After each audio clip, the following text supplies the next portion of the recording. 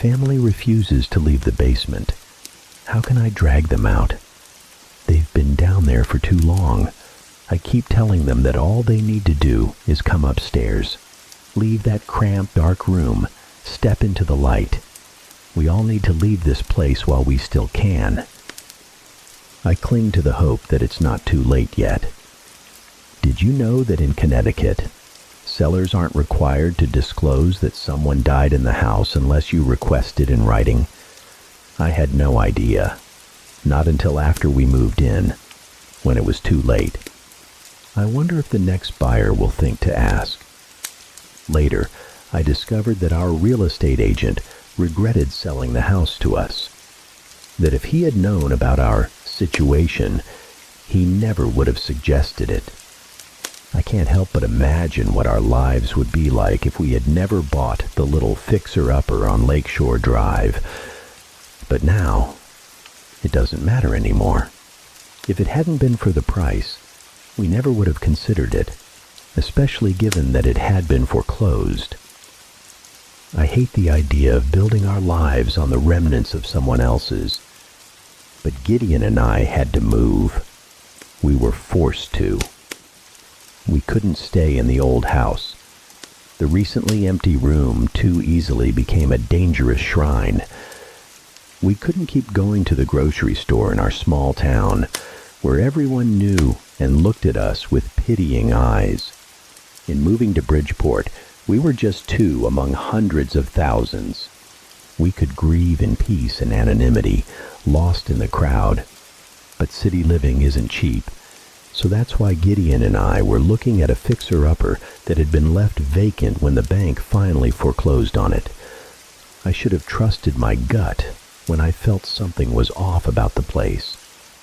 The cheerful new welcome mat seemed out of place with the rest of the house, which exuded a deep, almost oppressive, sorrow.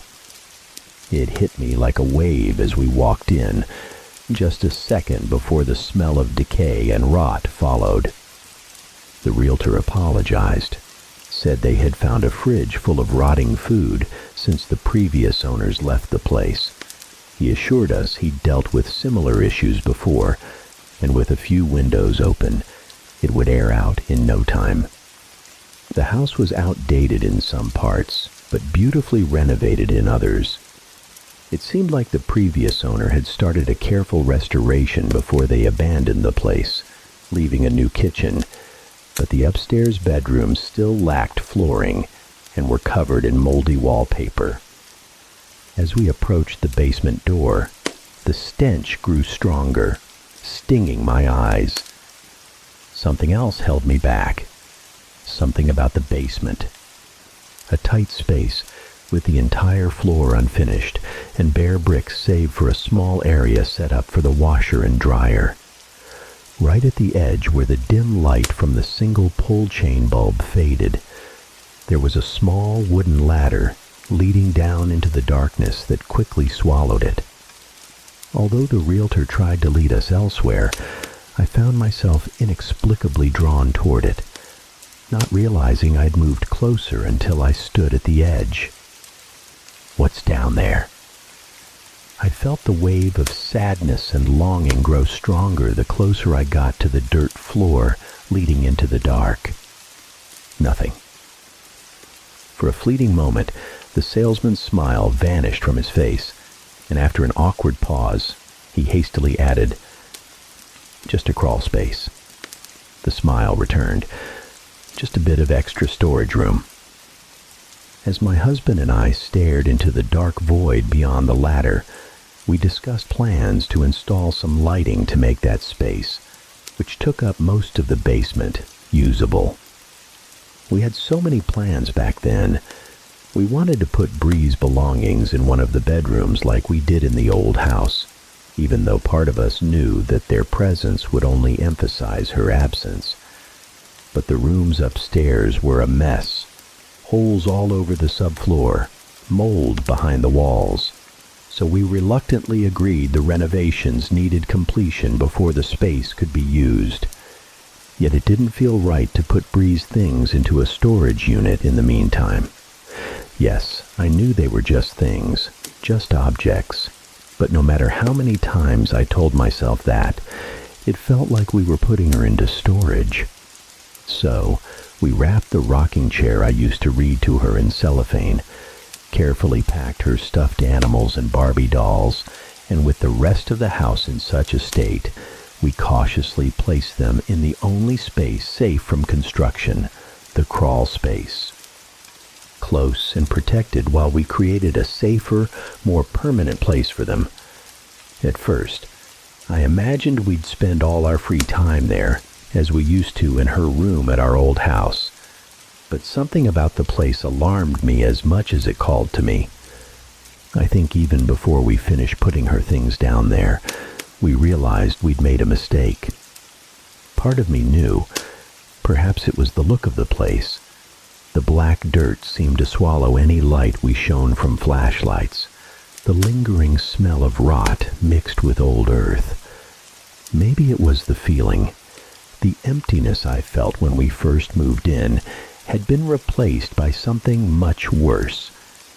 When we placed the final box, the damp air was thick with a menacing sense of anticipation. Even then, I had a vague feeling we were no longer alone. It didn't take long for the noises to start. I was doing a load of laundry when I heard it over the hum of the washer, a slow, dragging sound of something sharp being drawn across cellophane. It was my first time alone in the basement, and hearing it come from that cramped space. At first, I thought it was Gideon down there, opening the rocking chair, and I smiled sadly at the idea of him leaving work early, unable to resist the need to feel close to her again. I too had felt the burning urge to go down there, against my better judgment. Couldn't resist? I called into the space. The sound abruptly stopped, and I heard a rustle on the hard earth floor. I put a foot on the old wooden ladder, thinking I'd join him so he wouldn't have to be alone. It felt right, going down into the darkness. No one should have to be alone, especially in a place like that. That's when I heard footsteps upstairs, followed by Gideon's voice, announcing he'd just gotten home from work. I ran up the basement stairs, gasping, barely catching myself as I nearly stumbled with the singular thought racing through my mind. If Gideon was upstairs, then who was in the crawl space? As I was about to describe what I heard to Gideon, I suddenly felt foolish. I was in a new place, with old wounds still fresh. Of course, I was imagining things. The next morning, as I worked from home, I heard it echo through the previously silent house. A giggle, familiar, coming from outside the kitchen window. I didn't remember leaving the window open, but when I went to check, it was closed. Yet the giggling continued. That's when I realized it wasn't coming from outside, but from below, rising through the vents under the kitchen. It continued like that. Sometimes a gentle laugh, like our little girls, would drift up from the basement. But something was wrong with it. It was laughter in name only, hollow and devoid of joy, missing the light our daughter always brought. Gideon never mentioned hearing it, so I didn't bring it up. Back then, I thought maybe I was just going insane from stress. The stress of losing Bree, from starting over in a new city.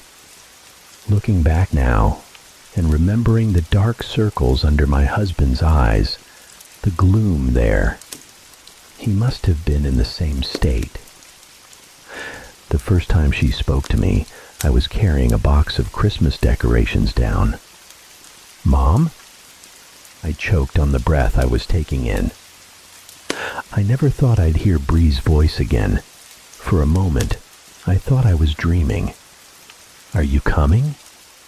The voice, like a song, floated from the darkness, from the crawl space, A dry cough echoed out. I lost my nerve. I ran upstairs and finally I told Gideon. My husband looked at me with a look that said he understood, and if what I needed from him at that moment was to go into the basement and crawl into that dark space so he could tell me everything was okay, he would. The small room was pitch black as I followed him in. All our efforts to install lighting there, temporary and permanent, had failed, and the dim light from the single bulb in the basement was swallowed before even reaching the ladder. We turned on our flashlights. I wondered if he too had heard the sound of something moving across the compressed earth floor seconds before we shone light into the darkness. The sound of movement? Gideon inhaled sharply, and after a moment, he turned back to show me what he'd seen. A blanket had been laid on the hard earth floor, one of Bree's, adorned with smiling characters from her favorite cartoon. Stuffed toys scattered around, a book open beside them. I didn't even need to see the impressions in the blanket to know that someone had been sleeping there. Gideon gave me a questioning look. "I didn't open the boxes," I whispered. He stared into the empty space for a long while before he nodded distractedly, insisting that we leave the house, call the police to search for whoever had been living in our home. It was a long night. We gave our statements to one officer while another searched the house. I didn't know what was worse. When the first officer said there was no evidence anyone else had entered the home, or when the second officer stayed to talk to me in a low voice. "You've lost someone." I nodded in surprise, even though it was a statement, not a question. He leaned in. "Whatever you think you hear down there, it's not real. Nothing good can come from a place like that." "You've been in the crawl space?" I was called to check on the Mikowski family, and he looked distant for a long time before quickly shaking his head, as if trying to escape his own thoughts. "Well, I found them. They were down there. The Mikowski family." It took me a moment to recall that was the previous owner's name.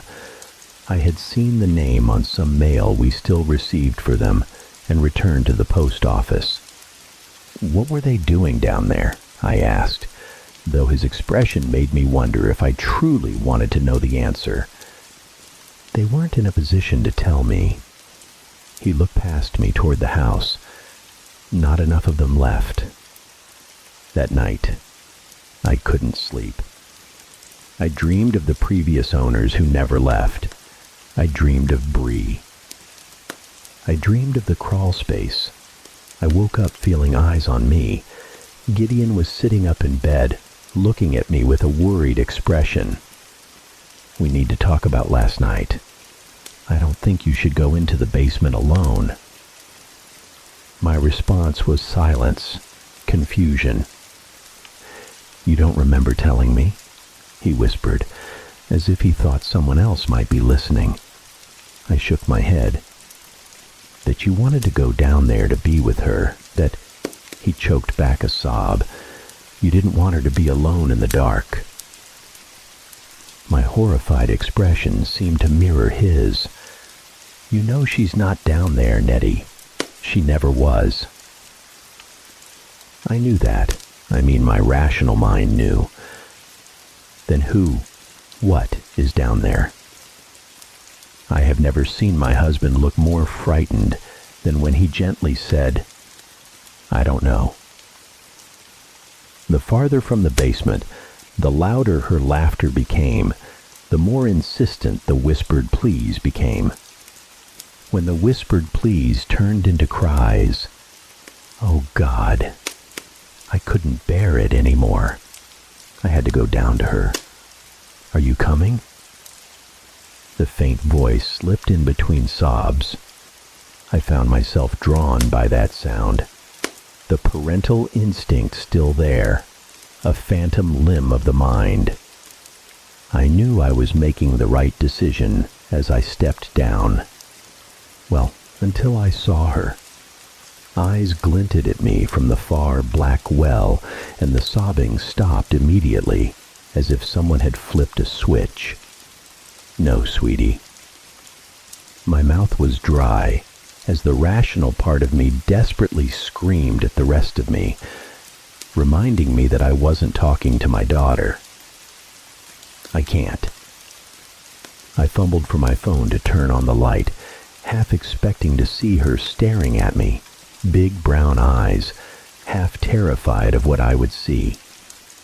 When the light flooded the room, I heard a slight movement, something wet slipping across the compressed earth floor of the ceiling. But I saw nothing. The small room was empty. As soon as the light went out, however, those eyes were back, watching me from higher up along the wall, moving steadily downward, never once blinking or breaking away from my gaze. "Please," her voice repeated. My stomach clenched at the chill of being so close to whatever was mimicking my daughter's voice, whatever I seemed to have just caught climbing down the wall. "I don't like the dark," she rasped.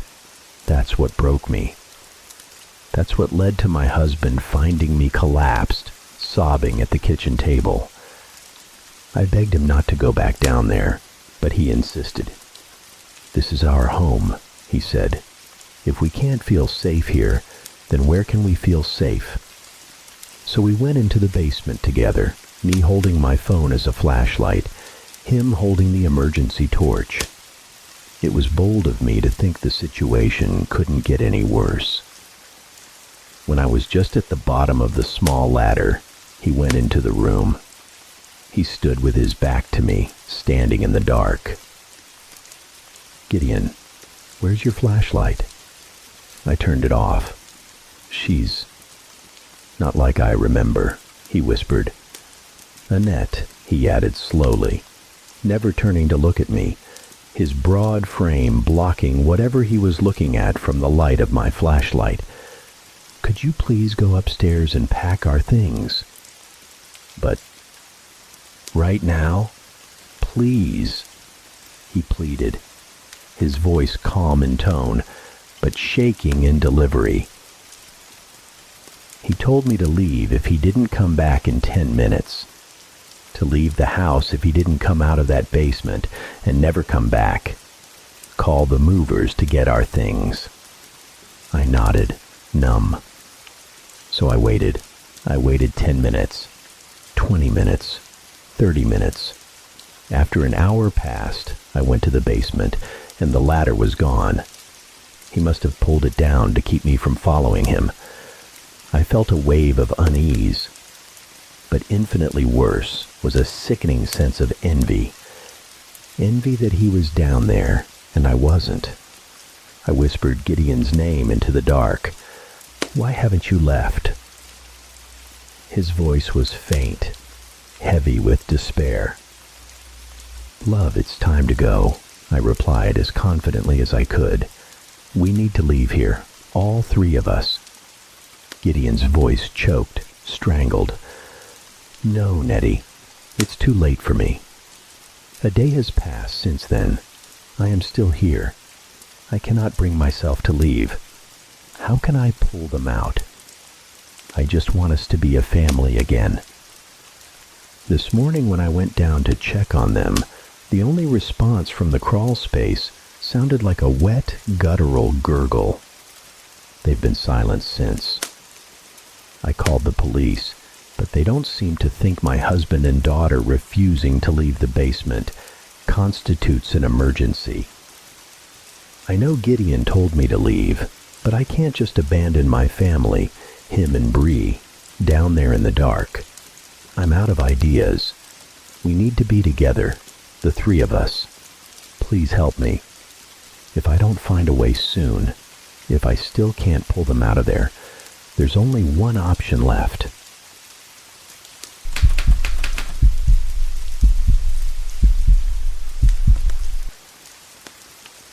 Exploding head syndrome, an enigmatic phenomenon that haunts the human mind, preys upon the sanity of its victims, particularly women.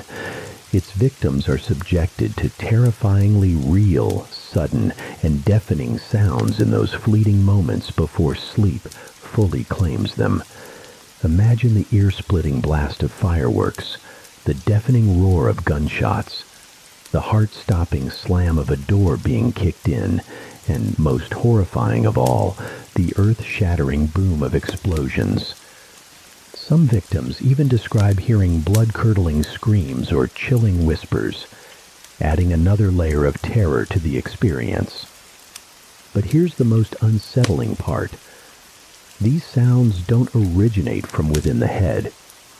They seem to claw their way from another realm, invading the mind with chilling intensity. Rumors swirl that these phantom noises can originate from blocks away, targeting both ears of the unsuspecting victim. The medical community remains baffled by this eerie phenomenon. Some psychiatrists speculate that exploding head syndrome occurs when certain neural pathways in the brain misfire instead of powering down for sleep. However, this theory remains unproven, and the identity of these rogue neural pathways remains a mystery. No one can definitively pinpoint the cause of this syndrome, and doctors are at a loss for an effective cure. Many sufferers report that rest and relaxation can temporarily quell the torment of these terrifying sounds, but exploding head syndrome seems to cling to them for life. Those who suffer from insomnia often endure amplified nightmares, plagued by blinding flashes of light, sudden jolts of pain, and, of course, those deathly sounds. In some extreme cases, exploding head syndrome may be a sign of something far more sinister lurking beneath the surface. I first started hearing the noises when I was a kid, maybe 10 or 11. You know that hazy place between being awake and asleep, where everything feels kind of fuzzy, but you're still conscious? That's when it would happen. I'd be drifting off, and then boom! This god-awful sound would rip through the silence, jerking me awake in terror. It's hard to describe what it sounded like, but it was big enough to make my heart leap into my throat. For the first few months, it only happened once or twice a week. I was too scared to tell my mom, because I thought she wouldn't believe me. After all, I was just a kid with an overactive imagination, right? And so I kept it to myself until I was a teenager. I can still remember those nights vividly. Some nights I wouldn't sleep a wink. Just when my exhausted mind was about to drift off, boom! That damned sound would drag me back, leaving me terrified and wide awake. Sometimes, on particularly bad nights, I'd hear other things too. Shrill, piercing noises, almost like screams. That's the only way I can describe them. The final straw came the night I started hearing the banging on my door. It was relentless, incessant, like something was trying to break through. I was trapped in that state of half-sleep, imprisoned by the cursed sounds, when a blinding light filled my vision. It pulsed and throbbed, illuminating every corner of my room. Like some kind of sonic flashbang had gone off right in my face. I jolted awake, and that was it. I couldn't go back to sleep. I finally broke down and told my mom everything. I couldn't take it anymore. I was starting to fall asleep in class. My grades were slipping, and I was constantly exhausted, as if my brain had just given up. I felt like I was going crazy. At first, she didn't believe me. I couldn't really blame her. Hell, I didn't even believe it half the time. She'd never heard any of the noises I'd described, which only made her more skeptical. Why was I the only one who could hear them? The fact that I couldn't accurately describe the sounds only solidified her belief that I was making it all up. Eventually, after a lot of begging and promising to improve my grades. She finally agreed to take me to see a psychiatrist for a proper evaluation. It wasn't ideal, but what other choice did I have? After a battery of tests, a few more weeks passed by, and countless sleepless nights later, the doctors still couldn't figure out what was wrong with me. They had a few theories, but nothing concrete. They thought I might have a rare form of synesthesia. It's this weird condition where the senses in your brain get all mixed up. They figured that's why I was seeing and hearing things at the same time. However, because it had only happened once, and my case was so unique, they needed to run more tests. The kind of tests that weren't covered by our insurance. My mom immediately shot that down, even after they offered to give us a discount because my case was so special. I couldn't really blame her, because I saw the bill after the discount, and it was still an astronomical amount of money that we simply didn't have. In the end, as a last-ditch effort to help me, they put me on this new medication called Serenoxamil, or Serenu for short, as it said on the bottle. But in order to do that, they had to go with their second theory about what was wrong with me. They diagnosed me with delusional schizophrenia. Not exactly what anyone wants to hear, especially not a perfectly sane 13-year-old. Fortunately, the medication was basically just a low dose of perfenazine, an antipsychotic, and methylphenidate, ADHD medication, all rolled into one, which seemed kind of counterintuitive because they're essentially opposites. One blocks dopamine, while the other releases it. Apparently, the goal was to regulate my brain activity. Serenu was still in its testing phase, so I was basically a guinea pig. But at least it was free. And I could tell myself that I wasn't actually on antipsychotics. At least not technically. The first night I took it, I slept soundly without any dreams. And the next night, and the next, and it was glorious. Sure, it made me feel kind of loopy all the time, and the side effects weren't exactly pleasant, but at least I could sleep. It made those damn noises go away completely. I was able to get my grades back up, and even graduated with honors 5 years later. However, I never stopped thinking about it. The idea that I'd been misdiagnosed all those years ago just didn't sit right with me.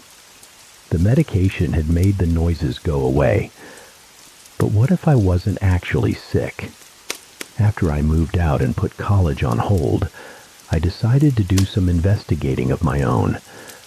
My health insurance didn't cover mental health, so I turned to the internet, hoping against hope that I could find some answers on my own. They say curiosity killed the cat, but I just couldn't help myself. I came across this medical website with a recent post about a sleep disorder called exploding head syndrome. I just typed my symptoms into the search bar, and it had popped right up. It was eerily accurate. The only problem? No one really knew what it was. They knew the symptoms, and they knew when it happened in the brain, but that was about it. It was a relatively new discovery in the medical field, even though there was evidence of it being documented for centuries. I thought I was back to square one until I stumbled upon this online forum dedicated to people with exploding head syndrome. Like any good researcher, I immediately joined and started interviewing people about their experiences. Thankfully, everyone I talked to was very open and eager to share. Some people even suggested I try natural sleep aids like melatonin. I compared what I could remember of those long, sleepless nights to their accounts, and the more I learned, the more confident I became that I was just suffering from a common sleep disorder. It was all too perfect. Just as I was about to log off, someone new joined the chat room. His username was The Watcher, and that's exactly how he introduced himself. At first, he came across as kind of arrogant, bragging about his symptoms with this weird sense of pride. But after I announced, that I was done interviewing people and had made up my mind. He asked me what exactly I had decided. So I told him about my condition in as much detail as I could, and he asked me what medication I was taking. Don't get me wrong, I'm not usually a very private person, but I also know how important it is to be careful about what information you share online. However, there was something about this guy. It felt like he was watching me. We were just talking in a chat room, just faceless words on a screen, but something just felt off. Ignoring my better judgment, I told him about the Serenu. By that point, it had been FDA approved and on the market for almost 3 years, so it was pretty common knowledge. Then I asked him why he cared. He ignored my question and instead went on this long-winded rant about everything I already knew about the medication, before finally concluding that it was a very good drug for people in the late stages of exploding head syndrome. By this point, I had already decided that I was done with the Serenu and was switching to natural sleep aids. Sure, it worked, but after 5 years of feeling like I was in a perpetual brain fog, not to mention the nausea, loss of appetite, and stomach cramps, I was over it. I started to type out a message thanking the watcher for his time when he suddenly sent me a message. Just one word: wait. I looked down at the chat box, my unfinished goodbye still blinking back at me. A shiver ran down my spine, and I suddenly felt very cold. Almost immediately, another message popped up. Don't go just yet. Please, stay. This is important. I instinctively checked my security programs, but nothing seemed out of the ordinary. If he was trying to hack into my computer, then he was damn good at it. I stared at his message, my mind racing, before finally deleting my goodbye and simply replying, "What is it?" He replied instantly, "Don't stop taking the Serenoxamil." I sighed, asking, "Why?" He replied, "Because it's the only thing stopping them from finding you." Now I was officially creeped out and a little bit pissed off. Was this guy messing with me? I didn't think they had trolls on medical forums, but then again, they were probably everywhere. Still, I couldn't bring myself to leave the chat room. It's never a good idea to feed the trolls, but I had to admit, I was curious to see where he was going with this. So I asked him what he meant and who them was. I wish I'd never asked. This is what he told me.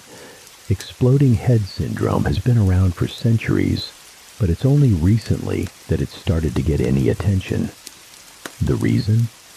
More and more people are starting to experience it. And why is that? Because they are getting hungrier. They are getting greedier, and they are marking more and more people for their feast. The sounds you hear? It's simple. That's them trying to break through. The sounds are the echoes of their dimension crashing into ours, and only the unlucky few get to hear their warnings. The light you saw? That's the doorway being forced open. But if you wake up in time, it closes. That's why it's always just a flash. The final warning is the pain. You mentioned feeling like your skin was burning, but that's just a side effect of being too close to the open doorway. No, the real pain that those with exploding head syndrome suffer is much worse. It's the feeling of your flesh being ripped from your bones. It's their claws digging into your skin. But again, if you wake up in time, it stops. Sadly, there will be no proof that they ever touched you. No marks on your body, as if it never happened. The reason I'm begging you not to stop taking your medication is because it's the only thing stopping them from finding you. You might think it's just a fancy drug that regulates your dopamine, but to them, it's so much more. The misfiring neural pathways in your brain are like a GPS tracker, and only when your mind is in that hazy state between sleep and wakefulness can they take you. But your medication acts as a shield. It blocks their signal and keeps you safe. You haven't reached the final stage of exploding head syndrome yet, but it sounds like you're getting close. So please, if you value your life, never stop taking your medication. They will find you if you do. Now, I'm a pretty open-minded person, but that was just ridiculous. I let the watcher finish his little rant, then closed the chat window and shut down my computer. I didn't even bother saying goodbye. It was late, and I was exhausted. I hadn't realized how long I'd been online, but as I was shutting down my computer, I realized with a jolt of guilt and fear that I was way overdue for my medication. I pushed the thought aside and decided to try and get some sleep without the help of the Serenu.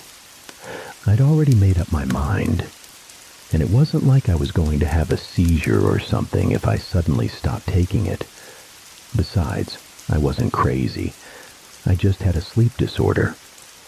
Tomorrow morning, I'd go out and buy some natural sleep aids and get back to my normal, pill-free life. That night, I slept better than I had in years.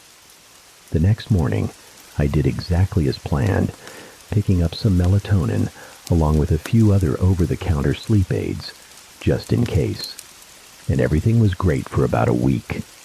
No more brain fog, no more side effects, and no more weird noises. But that all changed a few nights ago. To be honest, I can't remember exactly how long it's been. I haven't been able to get a full night's sleep. It started when I took a couple of sleep aids before bed. It was a little earlier than usual, but I wanted to relax while I watched some TV before I actually went to sleep. Maybe it kicked in faster than I thought it would, because the next thing I knew, I was being woken up by a loud bang coming from somewhere in my apartment, and when I opened my eyes, I saw a flash of that blinding white light coming from my living room. Immediately, the power went out, plunging my apartment into darkness. All I could see was the faint afterimage of the light, burned into my retinas. I can't even describe the terror I felt in that moment. Not being able to see, not knowing if someone was in my apartment with me. It was horrifying. I freaked out for a minute before calming myself down and reasoning that it was probably just a power surge. It didn't explain the bang, but I tried to ignore it. A few minutes later, the power came back on, and I tried to stay up for a few more hours until exhaustion finally won out, and I dragged myself to bed. I'd barely closed my eyes when it happened again. That damned light flashing in my darkened room. By the time the sun came up the next morning, it had happened another 5 or 6 times, and I hadn't slept a wink. It happened again the next night, and the night after that. Now, I'm running on caffeine and adrenaline. I'm terrified to go to sleep, but I can feel myself getting weaker. A few hours ago, I was woken up by this sharp pain in my leg, and there's a new sound now. It's faint. I think it's calling my name. I can't be sure, but that's what it sounds like. I can't help but think back to the Watcher's warning. Maybe I should have listened to him. I don't even remember where I put my Serenu anymore, but I have a feeling it's too late. They've found me. It won't be long now until I'm trapped in that hazy state between sleep and wakefulness, and they can take me. I can only imagine the lengths they must have gone to in order to find me. The only thing keeping me sane right now is focusing on writing this down. I don't even know what I'm writing anymore. A journal entry? A warning? Consider it a public service announcement. Why should you believe me over the ravings of a delusional madwoman? Why should you believe me when I say that the Watcher was right? even when I didn't believe him myself. And why should you seek immediate help if you're experiencing any of the symptoms of exploding head syndrome? The answer is simple. It's the one thing that lets me know, without a shadow of a doubt, that everything that's happening to me is real. It's how I know that they are real. It's why my mom didn't believe me at first, and why the psychiatrist wanted to run more tests. I can't experience the hallmark symptom of exploding head syndrome. I can't hear the noises, the loud bangs, the shrill sounds, the sounds that are calling my name. Even now, as I write this, I can hear it.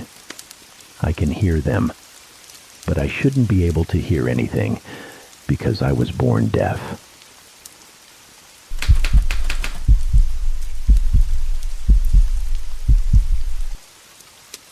In the chilling gloom of 1983, within a clandestine facility shrouded in secrecy, a cabal of fanatical scientists embarked on a grotesque experiment.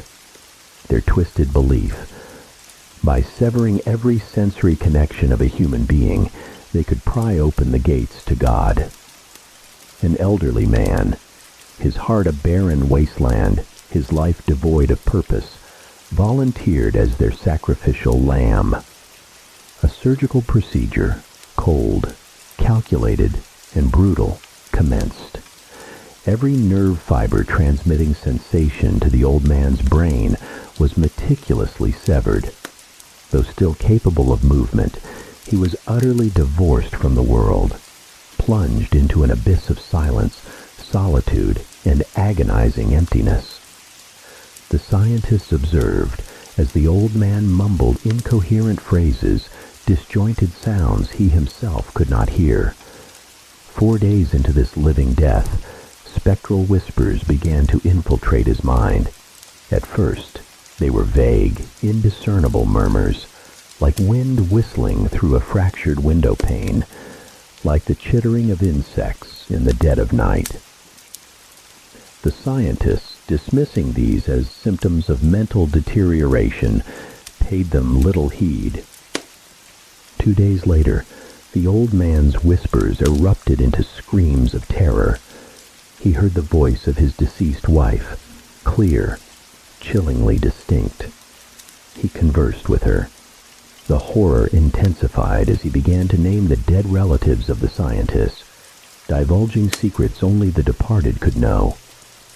Fear, a creeping dread, began to consume the researchers. Some abandoned the experiment, their sanity fraying at the edges. A week crawled by, each day a torturous eternity for the old man. Hundreds of spectral voices besieged him, a cacophony of wails, shrieks, and whispers that tore at his mind. He beat his head against the walls, begging for sedatives, yearning for the oblivion of sleep, desperate to escape the haunting chorus. But even in dreams, there was no sanctuary. He saw them, the ethereal figures hovering around his bed, their whispers morphing into guttural curses. Then the old man's cries turned feral. He clawed at his sightless eyes, as if seeking a flicker of light in the infinite darkness. The whispers of the dead escalated into demonic roars, echoing through the chambers of his mind, speaking of hell of annihilation. No heaven, no forgiveness, he shrieked for 5 agonizing hours, pleading for the sweet release of death. His words devolved into unintelligible babble, his hands tearing at his own flesh in a frenzy of self-mutilation. Panic seized the scientists. They strapped him to the table to prevent his suicide. After hours of struggle, he lay still, his vacant eyes fixed on the ceiling, tears streaming down his hollow cheeks. For 2 weeks, he wept silently, a chilling testament to his shattered psyche. Finally, he turned his head, his blind eyes seemingly locking onto one of the scientists. In a voice barely a whisper, yet laden with a horrifying resonance, he spoke. I have spoken to God, and he has abandoned us." Then he ceased to breathe.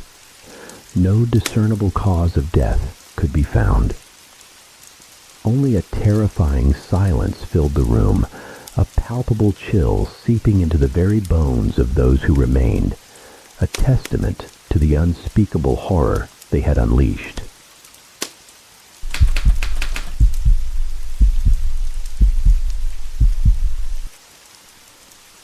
The year was 2008, and I had just turned 18. On my birthday, for reasons I won't bore you with. I packed my meager belongings and moved out. I spent the next 4 years living out of my beat-up Honda Civic, waiting tables by day and slinging hash by night.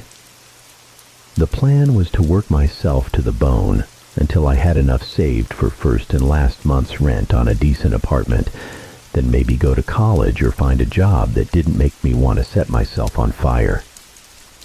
Looking back, I have no idea how I managed, but by the time I was 22, I'd scraped together a respectable nest egg and began the hunt for a place of my own. At the time, I was living in Los Angeles, and while real estate wasn't as ludicrously expensive then as it is now, it was still a tough nut to crack for a working stiff like me. After months of dead ends, I finally met Anders, an old man who was renting out a 2-bedroom, 1-bathroom in North Hollywood for a price that seemed too good to be true. Of course it wasn't true. The house had fallen into disrepair after being vacant for a year and needed to be completely gutted and renovated. But I'd lived in a car for 4 years, so as long as the place had running water, it was Buckingham Palace to me. I moved into the house in the fall of 2012. Before I moved in, Anders gave me a tour. He was a short, jolly old man who seemed well-meaning enough, but how should I put this delicately? Perhaps not all there. In the middle of showing me the house, he showed me the bathroom, then the master bedroom, then the bathroom again, then the master bedroom again. I had to gently steer him away from the bathroom door as he was about to walk in for a 3rd time. The house was a dump, but it was livable. Dim light from outdated fixtures cast long shadows on peeling wallpaper. The ceilings in several rooms were stained with water damage. The faucet in the kitchen sink leaked. The bathtub was badly chipped, and a couple of the cabinet knobs came off in my hand when I touched them. It was a wreck in a rough part of town, but it was mine. I grinned like an idiot when Anders handed me the keys. "It's a good house with good bones. You take care of it," he'd said, which I found amusing. Before he left, he paused in the entryway, put a hand to his chin, and peered into the house. I tried to follow his gaze, but I couldn't tell what he was looking at. "Is everything all right?" I asked. Just something different about the bathroom, but I can't quite place it." Well, it's a good house. You take care of it." With that, he gave me a nod and left me to it. I hadn't realized how much I'd missed having a place of my own. I didn't care how run down it was. Just having a proper bathroom and a soft mattress to sleep on made me feel like royalty. After spending a few days cleaning the place up, I invited my little sister and her fiancé over for dinner. It sounds silly, but being able to have guests over filled me with a sense of pride. In no time at all, I'd settled into a routine in my new home. That night, after my guests had left, I took a shower. The bathroom didn't have a traditional vanity mirror above the sink. Instead, it had a large floor-to-ceiling mirror on the left-hand wall. As I stepped out of the shower and approached the glass, raising my hand to wipe away the condensation, I noticed something strange. Etched into the fogged mirror, directly in front of my face, was the word, "Hello." I didn't know what to make of it. There was something deliberate about the way the letters looked. It was hard to dismiss it as simply the way the condensation had collected. My sister had used the bathroom before she left. Maybe she'd traced the word on the mirror with her finger, and the steam had only made it visible after my shower. I considered texting her about it, but the message seemed weird as I typed it out.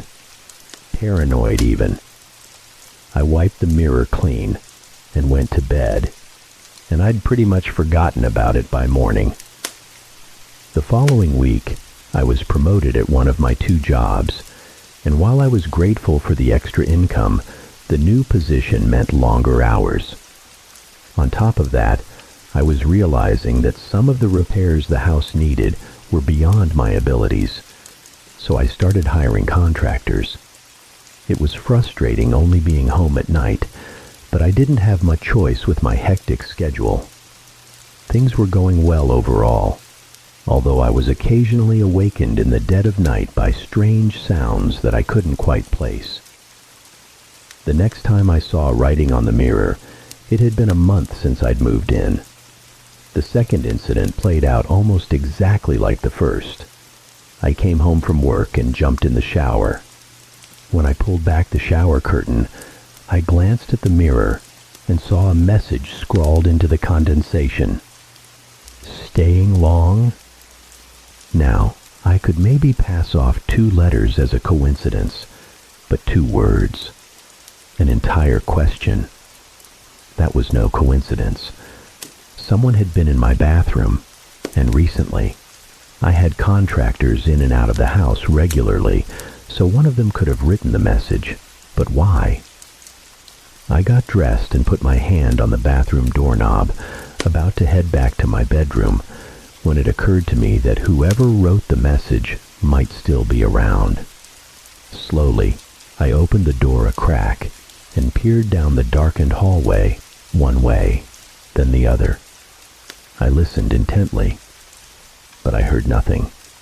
I did a lap around the house, which didn't take long since it was so small, and looked for anything out of place.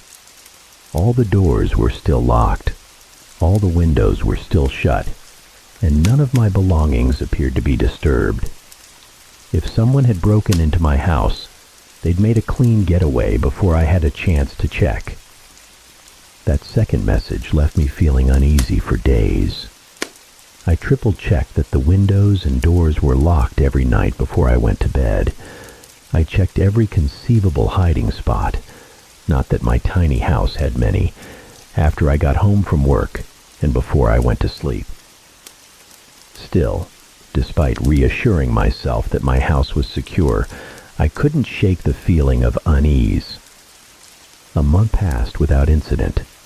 I was almost starting to feel comfortable again in my new home until I was jolted awake one Saturday morning at a little after 3 a.m. At first, I couldn't tell what had woken me up. Usually, the house was a chorus of strange noises at night, creaks and groans that made it seem almost alive. But in that moment, the house was eerily silent. It wasn't until I turned my head to the side that I realized my bedroom door, which I was certain I'd closed, was wide open. I stared down the hallway, my eyes feeling as though they were adjusting to the darkness of a bottomless pit. The shadows were so complete that they seemed to have weight. I kept waiting for my eyes to adjust, for the familiar shapes of my home to resolve themselves. But it was no use. I couldn't see a thing. So why did it feel like something was looking back at me? Like something was in the house with me, standing just a few feet from the threshold of my bedroom, watching, waiting. Somehow, I found the courage to get out of bed and walk to the door. When I reached the knob, I gripped it tightly and slammed the door shut. I didn't investigate further, not even poking my head out into the hallway to get a better look. My bedroom door didn't have a lock, and neither did any of the other doors except for the bathroom, so I dragged my bookcase in front of it. It was a small bookcase, and a determined intruder could have easily busted through the door if they'd wanted to, but not without making enough noise to wake me up.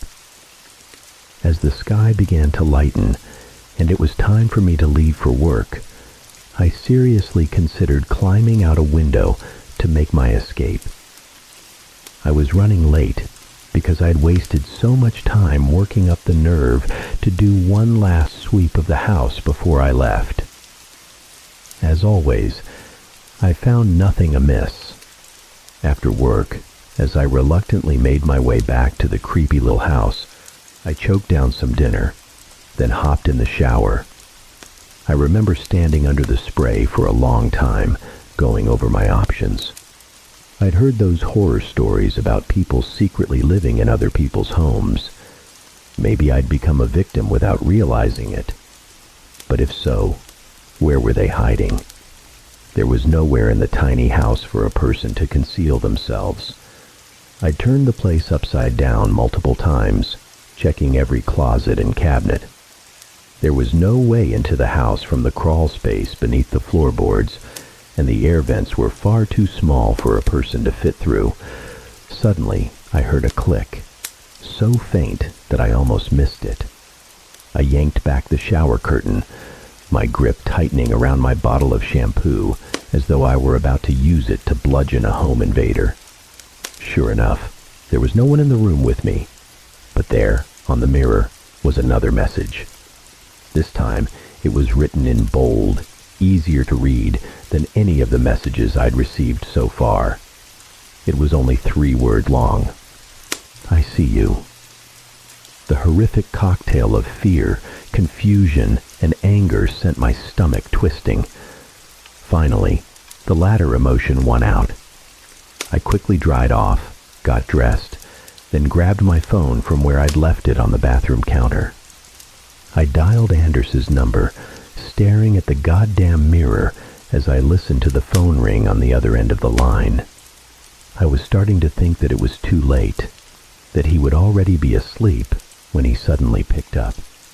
He'd started to ask me how I was liking the new place before I cut him off. "I need you to tell me if there's any way someone could be getting into the house," I said. "I check all the windows and doors every night. I check all the cupboards and closets and cabinets, but things keep disappearing. You need to tell me if there's some entrance I don't know about." Anders didn't seem to fully grasp what I was asking. "What? What's getting in? You let me know if you're having trouble with mice. My last tenant, she had some trouble with mice sometimes." "Yeah, right, mice. Besides the doors and windows, how else could they be getting in?" "Well, there's the air vents, of course, and there used to be a chimney, although we boarded that up ages ago. And the crawl space, of course, although I'm sure you've checked there." While I knew the house had a crawl space, I'd never had any reason to examine it closely. I'd never even found the entrance, despite ripping up all the carpeting in the house. It was possible that hardwood floors had been installed over the entrance, making it a less than ideal point of entry for a burglar. "How do you get down into the crawl space?" I asked. "Right. You want to get in there and take a look around." I had to clench my jaw to keep from screaming into the phone. "I'm going to. Where can I find the entrance?" "It's on the floor of the closet in the bathroom." I looked around the room. Surely I'd misheard him, or maybe he was mistaken. "What?" "I know, it's an odd spot for it, but it's only there because that room wasn't always a bathroom." "The bathroom doesn't have a closet." "Of course it does. Right next to the vanity." I looked at the mirror, at the large floor-to-ceiling mirror. I'd always thought it was strange for a bathroom that size to have such a massive built-in mirror. What was it Anders had said when he'd given me the tour? That there was something different about the bathroom. Setting the phone down on the edge of the sink, I approached the glass. I spent a few moments running my hands around the frame, feeling for a latch, before gripping a section of the frame on the right-hand side with both hands. With a hard yank, the mirror swung open like a door, revealing a spacious walk-in closet. Anders was saying something on the other end of the line, but I was too stunned to respond. There was a square hole in the back of the closet that I assumed led down into the crawl space. The floor of the closet was littered with all kinds of junk, filthy bedding, fast food containers, beer cans, and I realized some of my own belongings. Little things I'd thought I'd lost. A sock, a toothbrush, a hairbrush, and a small framed photograph of me, my sister, and our family's old dog. I bent down and picked up the photo, standing precariously at the edge of the opening as I studied my younger, carefree image. I heard Anders say my name from where I'd left the phone on the bathroom counter. Except, the voice didn't sound like Anders at all. It was too deep, too clear, and far too close. When I looked up, a man was staring back at me from the hole in the floor. He grinned at me, eyes wide and pupils blown, his smile so wide it looked painful, his long hair matted and filthy. I could only see him from the neck up, and the dim lighting made it look like a grinning skull was leering at me from the back of my closet. Horrified, I scrambled back and ran. I didn't stop running until I reached my car. Then I drove straight to my sister's house. The next day, I went to the police station to file a report. An officer came to my house to check it out, and I showed him the secret closet, which did indeed lead to the crawl space. My guess was that the intruder had been squatting in the crawl space ever since the house had been vacated a year earlier, and when he saw it was up for rent, he disguised the closet door to hold on to his little slice of hell. Why he decided to stay, or why he left me those messages, I have no idea. Based on his actions, and from what little I saw of him, I think it's safe to say that he was not right in the head. Unfortunately, the guy was long gone. I don't know where he went, but I know he's still out there. Maybe he's still in the neighborhood. Maybe he's even in the same house. I moved out after that, and have lived in studio apartments ever since. The thought of living in a sprawling house with all its rooms and corners and hiding places gives me chills. And it wasn't just my view of houses that was forever altered by that incident, but my view of mirrors too. To this day, whenever I stay at a friend's house or in a hotel, I always make a point of checking the bathroom mirrors, shining a flashlight on them, tapping on the glass. Because the worst part of the whole ordeal, when I went back to the bathroom with the police officer, I stepped into the old closet, closed the door, and looked into the mirror. Instead of seeing the back of the mirror, I saw the police officer's face on the other side of the glass. Thank you for listening. If you enjoyed this story and want to hear more like it, please subscribe to my channel and hit that notification bell so you don't miss out on any future uploads.